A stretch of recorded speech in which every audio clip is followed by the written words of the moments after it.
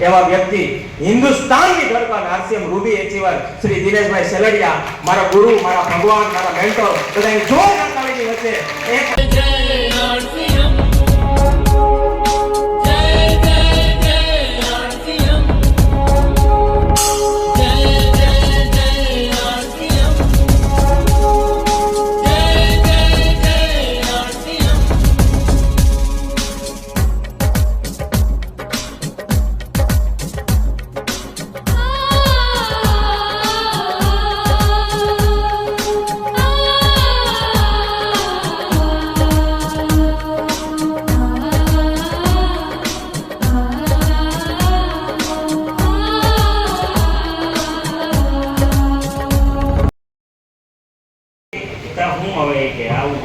એક નોકરીમાં એટલી માથા પછી પોલીસ હોય એને પૂછ્યું તમે ડ્યુટી કે 24 કલાક એ પૂછોમાં ડ્યુટી નહીં, ભલે કામ કાંઈ ન હોય પણ એમ હાથમાં તૈયાર જ રહેવાનું, જેમ કે તૈયાર મસાલ લઈને ગમે ત્યારે ફોન આવે.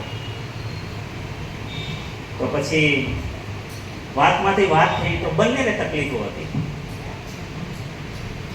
એમ આપણે હવે કદાચ એક બે વ્યક્તિ ગમે એટલા ઊંધા માથે થાય, 5-25 વ્યક્તિ ઊંધા માથે થાય તો સમાજનું સોલ્યુશન થઈ શકે એવું છે નહીં.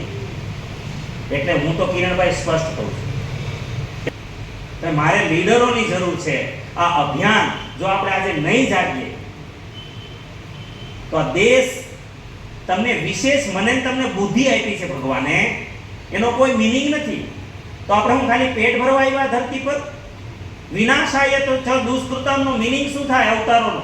આજ થાય કે સમાજ જે સમયે જે વાતોથી ત્રાહિત છે, તો આજ સૌથી પહેલો આજ સમાજ જો પરેશાન હોય તો બીમારીથી છે. માનો છો? બીમારીથી છે. આપણી નજરમાં રાક્ષસ નથી, નજર નથી ને ભાઈ, દૂધમાં શું છે? આપણા જીવનમાં કયા રાક્ષસો છે આપણને ક્યાં દેખાય છે? આપણને તો મહાભારતની વાર્તામાં દેખાય કે આ રાક્ષસ, રામાયણમાં દેખાય આ રાક્ષસ, આ અસુર, કૃષ્ણ કાળમાં અસુર દેખાય. પણ અત્યારે અંદર જ કેટલા રાક્ષસ બેઠા છે કોઈને દેખાતા? ભાઈ રાક્ષસ શું કરતા? ગમે ત્યારે ગમે એને લઈ જતા, મારી નાખતા, ગમે તે બે સ્ત્રીઓને ઉપાડી લેતા, આવું કરતા કે નહીં? તો અત્યારે ઈ કામ રોગ કરે છે. આ તમારા 5-7 વર્ષના છોકરા સલામત નથી. એને હાર્ટ એટેક આવવા લાગ્યા, એને કેન્સર આવવા લાગ્યું, એને ડાયાબિટીસ આવવા લાગ્યું, એને બીપી આવવા લાગ્યું. આ અંદર રાક્ષસ નથી બેઠા? કોઈનો 20 વર્ષનો જુવાન જો છોકરો આ દુનિયામાંથી ઉપડી જાય, એ મા બાપના ઘરમાં રાક્ષસ આવીને છોકરાને લઈ ગયો ન કહેવાય? એક યુવાન પત્ની વિધવા થાય તો એના પતિને રાક્ષસ લઈ ગયો ના કહેવાય? એક યુવાન પત્ની જતી રહી કોઈની અને છોકરા નિરાધાર થઈ જાય મા વગરના, એની માને રાક્ષસ લઈ ગયો ના કહેવાય? પણ સારું કોઈને લોહી ઉકળતું જ નથી. કોઈને ક્યાં દેખાય છે? બસ એક જ મુદ્દાનો કાર્યક્રમ, પૈસા કેટલા આવે. એટલે પૈસા ગમે એટલા આવે, આ રાક્ષસનું કંઈક કરો. આવેલા પૈસા વધવા નથી દેતા.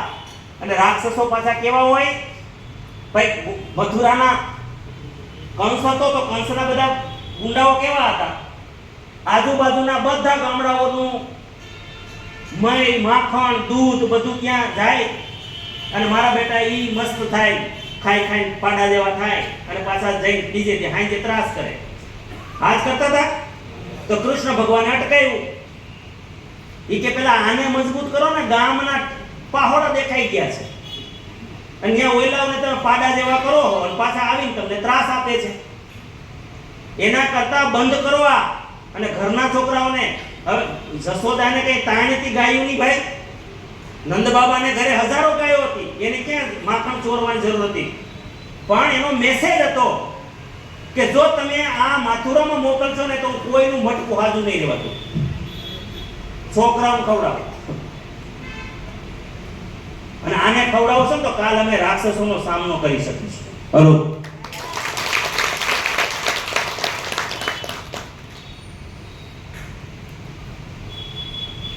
પોતા આપણું મહી માખણ